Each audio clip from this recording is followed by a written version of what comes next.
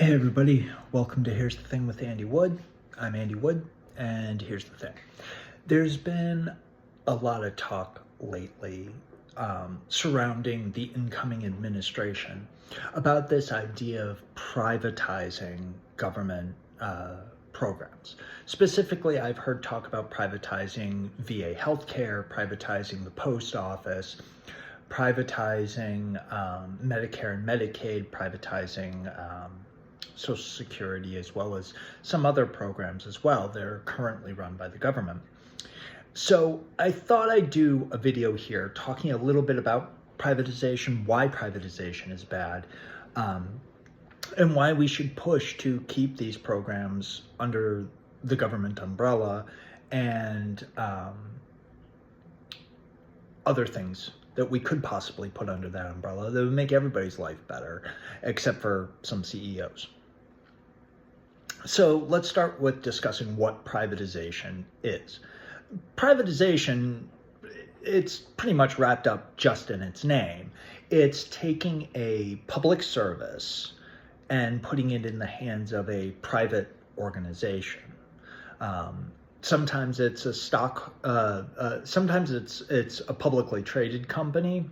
For instance, like the Medicare Advantage programs are operated by publicly traded companies. Sometimes they're individually owned companies. It really just depends. The main thing with privatization is that you're taking what was once a public service, paid for by the people, run by the government, and putting it in the hands of a private corporation.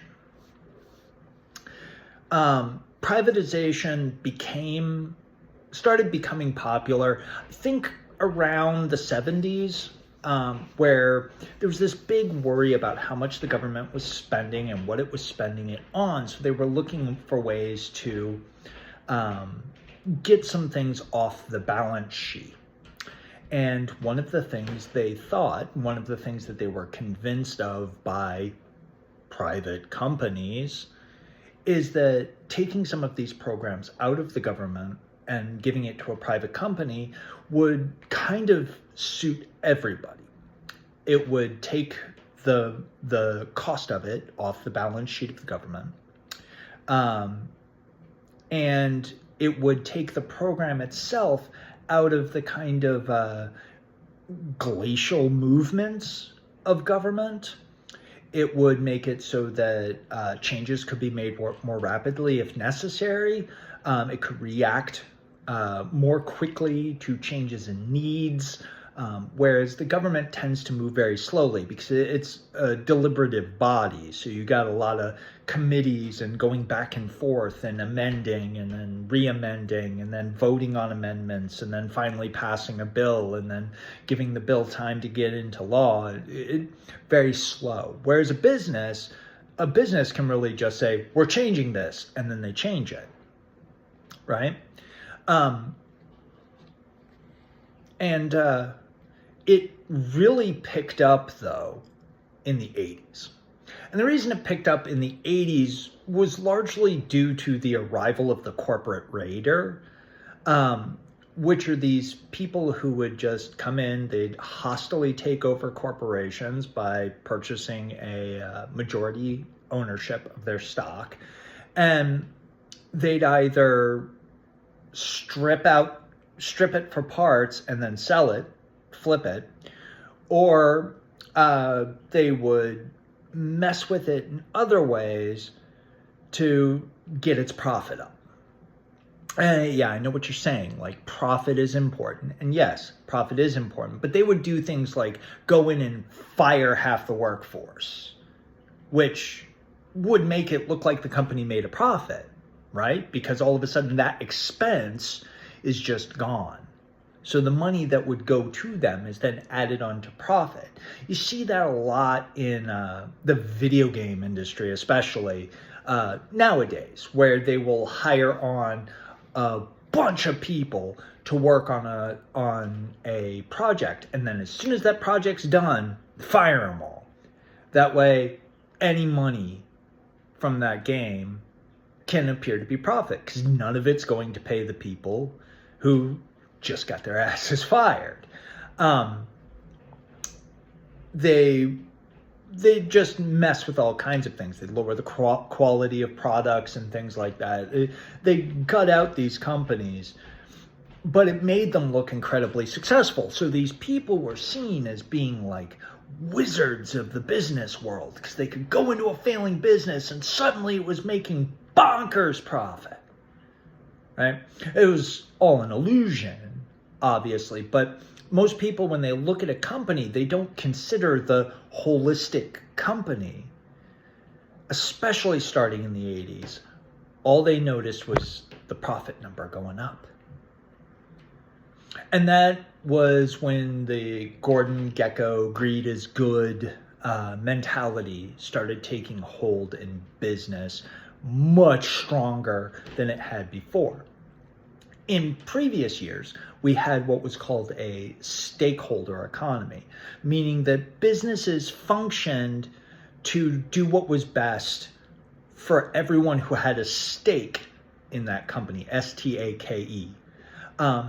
And that would be the workers, the customers, the landlords of the building, the suppliers, the people who ran the company, everybody associated with that company that could be impacted by its success or failure.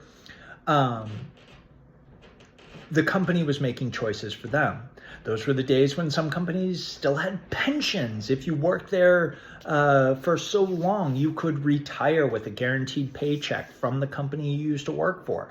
A lot of profit sharing in the older days, where if your company did well, you got a bonus on your paycheck, even if you weren't in the C-suite. But all of that began to change during this corporate raider period in the 80s because programs like pensions and shit like that are expensive. So if they wanted to raise profits, they had to get rid of these programs.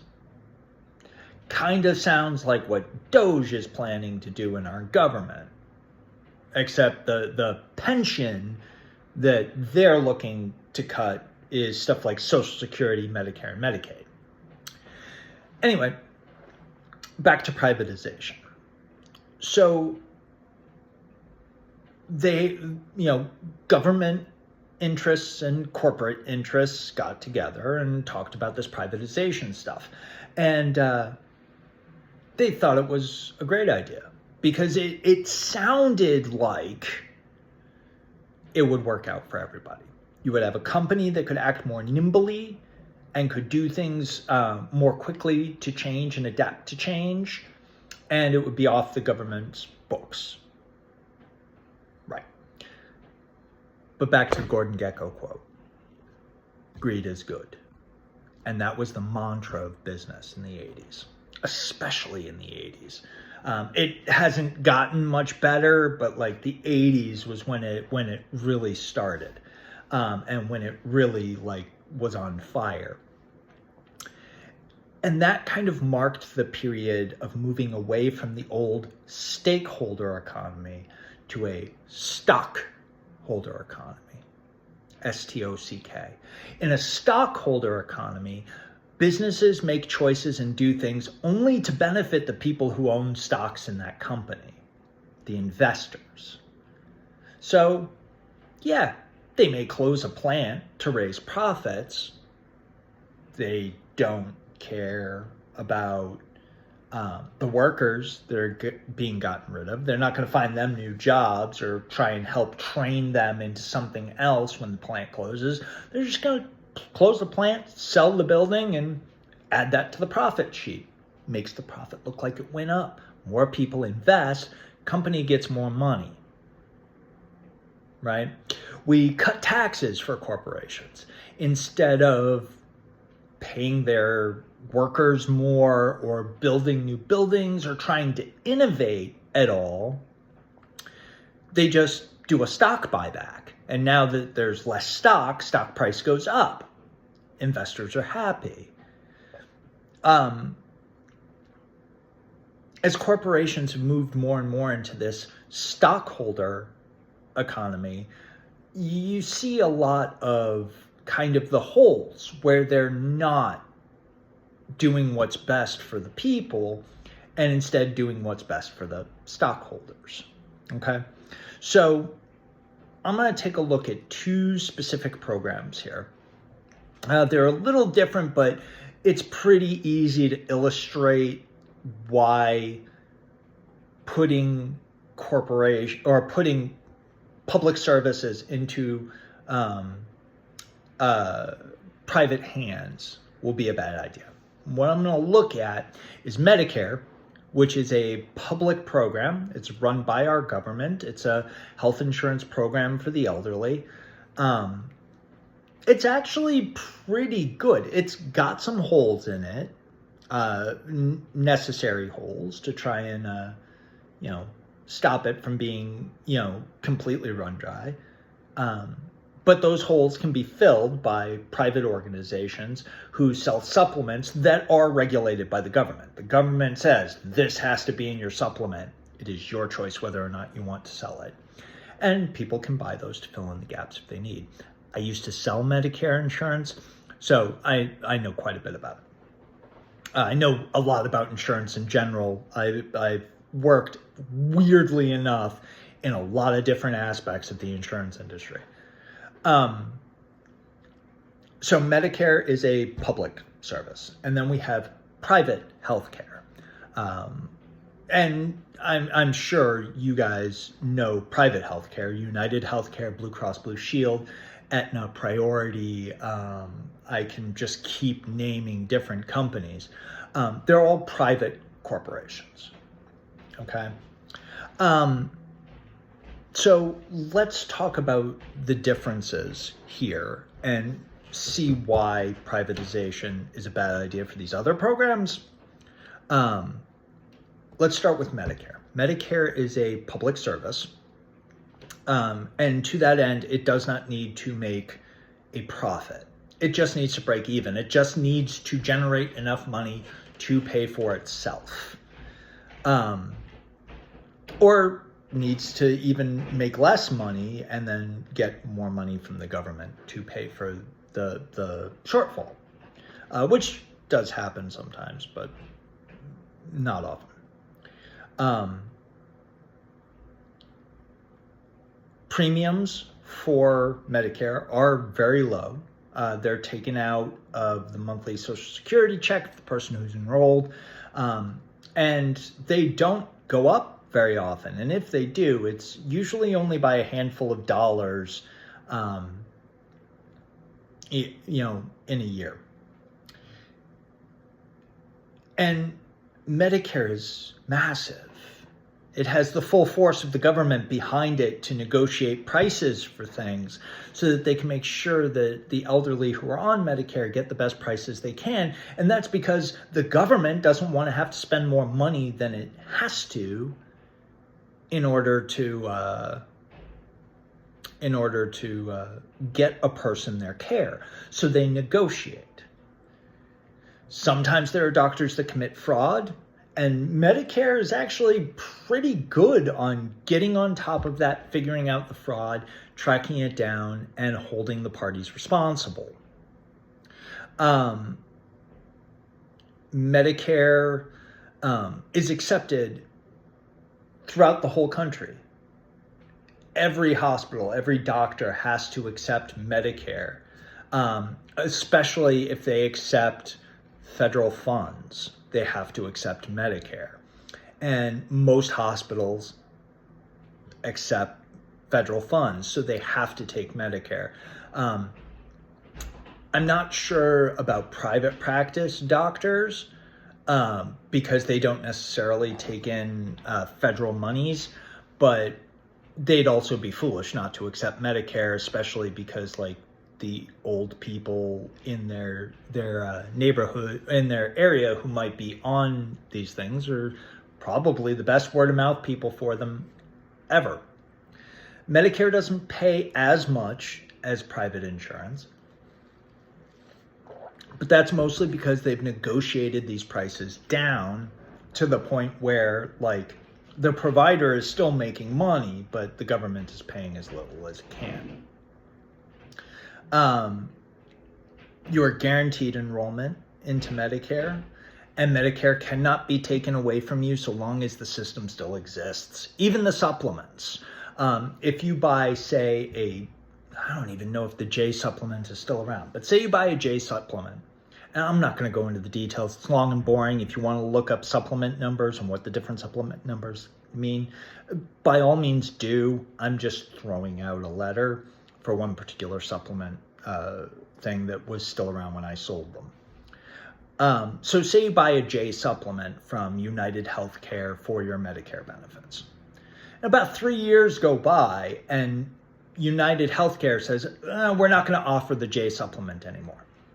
As long as you are still on that J supplement, United Healthcare still has to give it to you.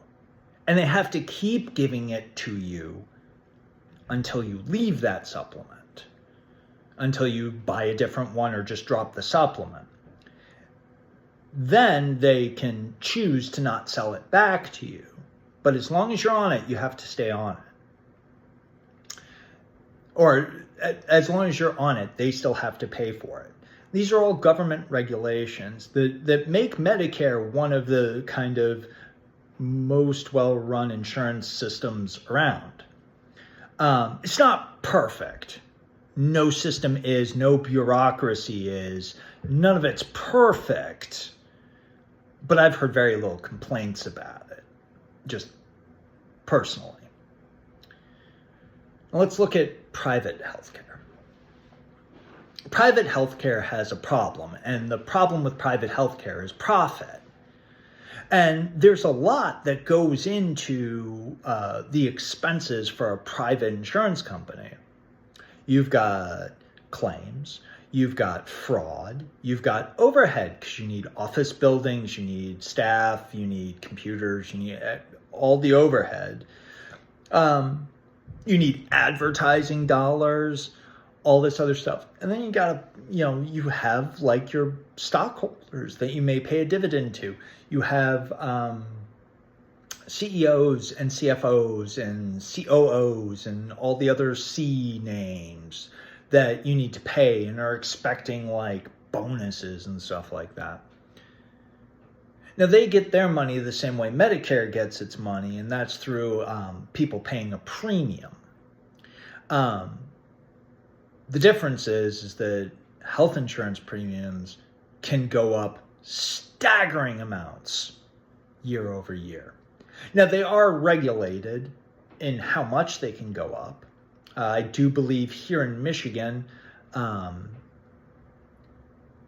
actually, since the ACA, Blue Cross Blue Shield may not need to do it anymore. But Blue Cross Blue Shield used to have to get its rate increases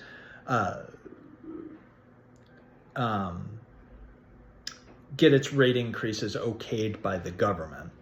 But that, like I said, that went away with the ACA, and Blue Cross stopped being the insurer of last resort. Because nobody could deny you for pre-existing conditions anymore. That's something they used to be able to do. And boy, would they find anything to... You have chronic rhinitis? Pre-existing condition, sorry. Chronic rhinitis is a perpetually stuffed nose. But so they need to bring in these premiums, right? And those premiums can change radically. But it's also kind of a piggy bank for them because they don't really need to pay attention to much else, right?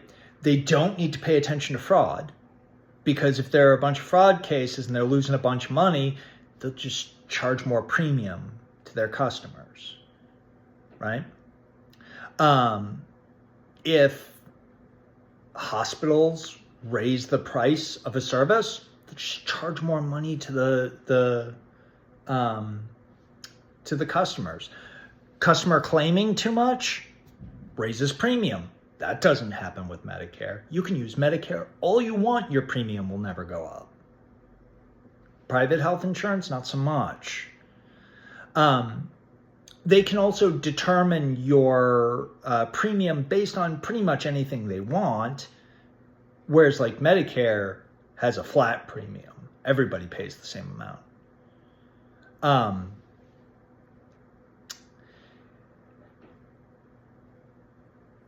it's that profit need.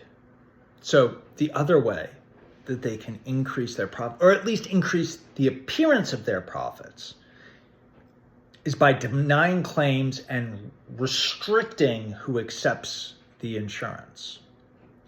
By keeping the bubble small, particular regions, particular areas, particular states, they can control how many people are going to a location. They can control how much money they're giving out in that location. If a place becomes too expensive, like say United Healthcare starts selling insurance in El Paso. Nothing against El Paso, just pulled out a name at random. And suddenly they find that they're paying out way more than they can pull in premiums. Well, they just pull up stakes and leave, which kind of puts everybody in a lurch. They make agreements with doctors to only accept single insurances, as opposed to like a doctor that accepts Blue Cross and United Healthcare, they may only accept United Healthcare.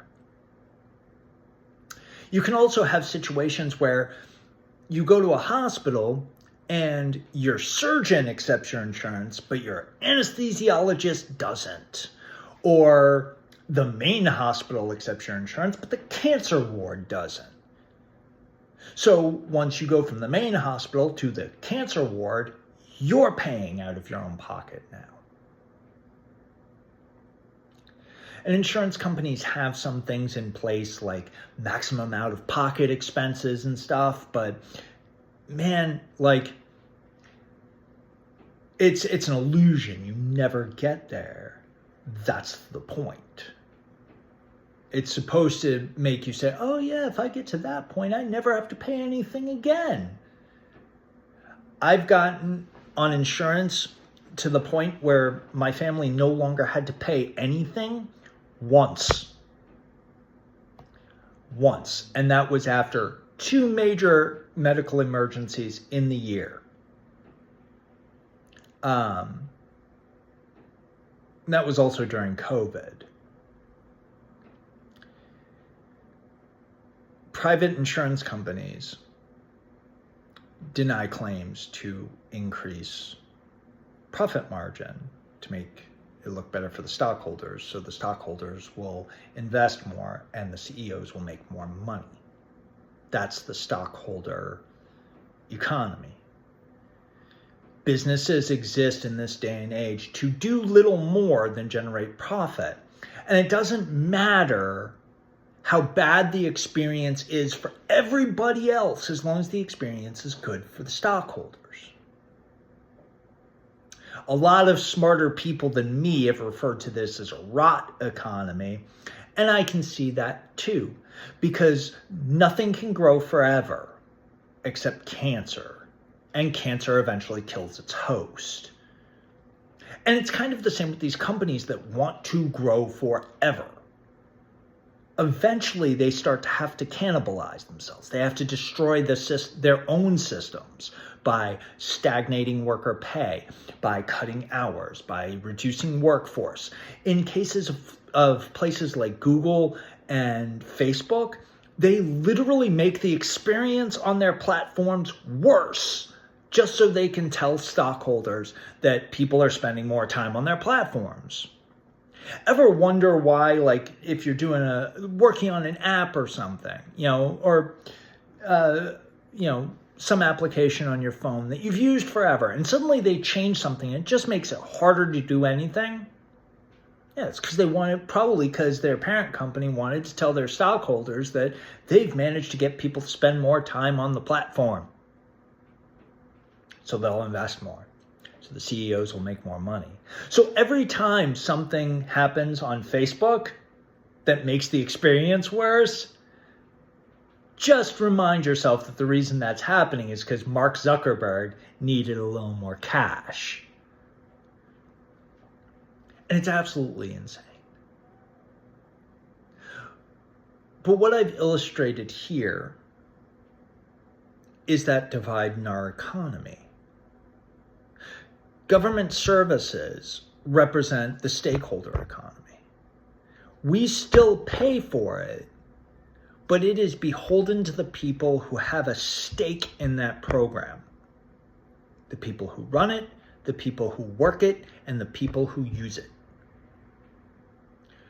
Private insurance is an example of the stockholder economy.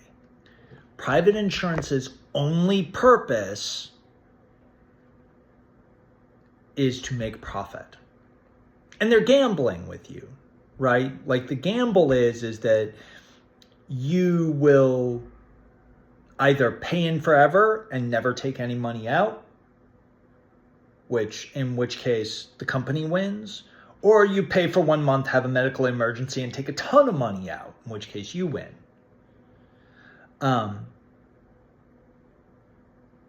But then that also brings into the thing that they could just deny your service. So I got a really bad infection in my knee a long time ago, a lot of years ago. It got pretty bad, got to the point where I couldn't bend my leg at all, could barely walk. It had gotten into my leg through a cut in my foot. I was walking around in some lake muck, and bacteria got in my foot, spread up my leg, got an infection, the bursa, the little fluidy patch underneath your kneecap. It was bad news, too. They used a lot of different antibiotics, couldn't figure out what it was, how to make it go down. And not all of it was covered by insurance. And I was lucky that I was in a place where it could be handled. But a lot of people aren't. Imagine if you went in for what you thought was just a infection. They gave you some antibiotics, and when it didn't help, you ended up getting hospitalized for 4 days and had them try all kinds of things on you. Imagine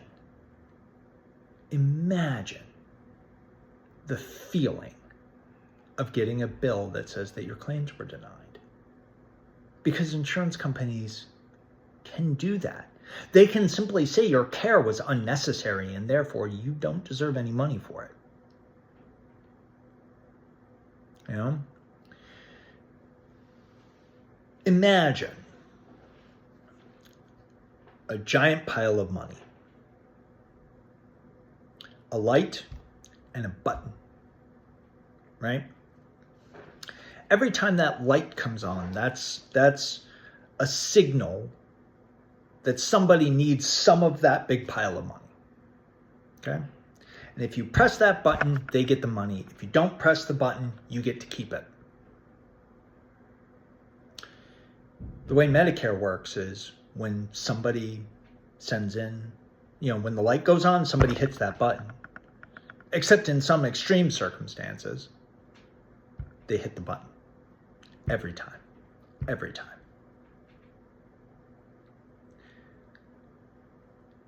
In private health insurance, that button and that light are essentially attached to the CEO's bank account. Because the more of that big pile of money that's left, the more money he or she gets. So they're really hesitant to press that button. Because in the end, profit is the only thing that interests them. You can see it with other public things that should be private things, right? Utilities, for instance. Utilities don't need to innovate, don't necessarily need to take care of their stuff.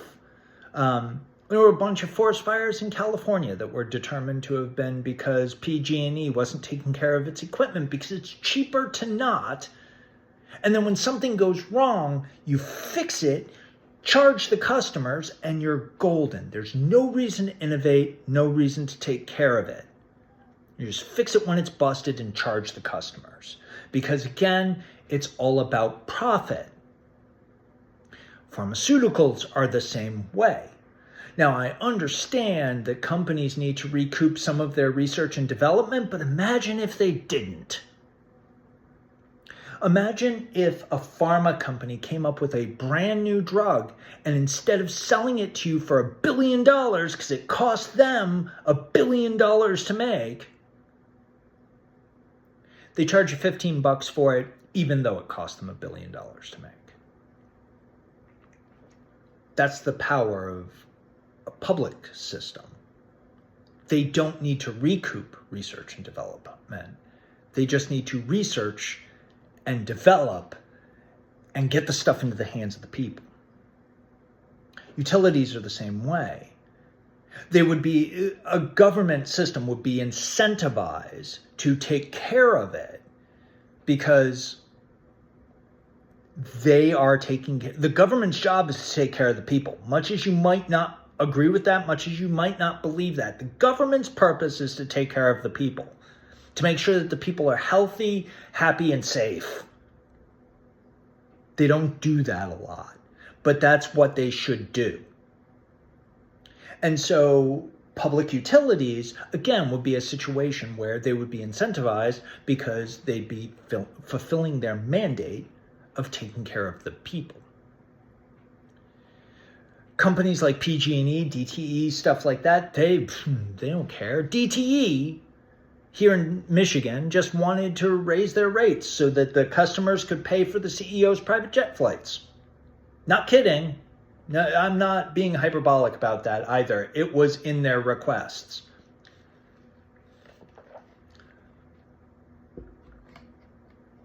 But if it were privately held or publicly held, we wouldn't need to pay for any CEO's private jets. People say that it would become more expensive to make these systems public, but that's not true because the greed factor isn't there. The CEO on the top who needs to just keep making more money isn't there.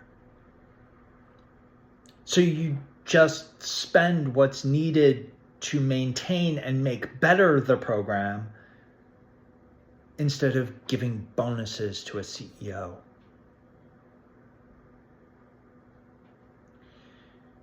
We have a bunch of really good, not perfect, but good public services that the incoming administration wants to privatize.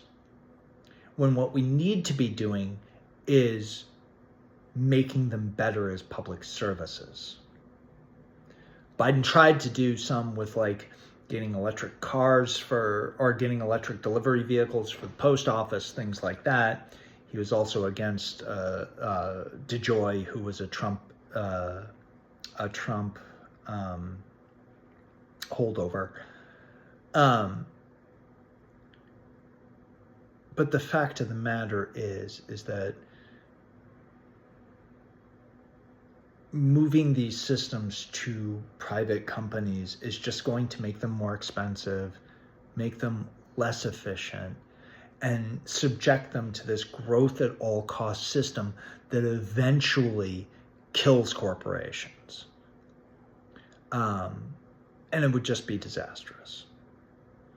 So anytime somebody talks about privatization, take a look at the private companies that are out there and imagine if your service was held by one of them.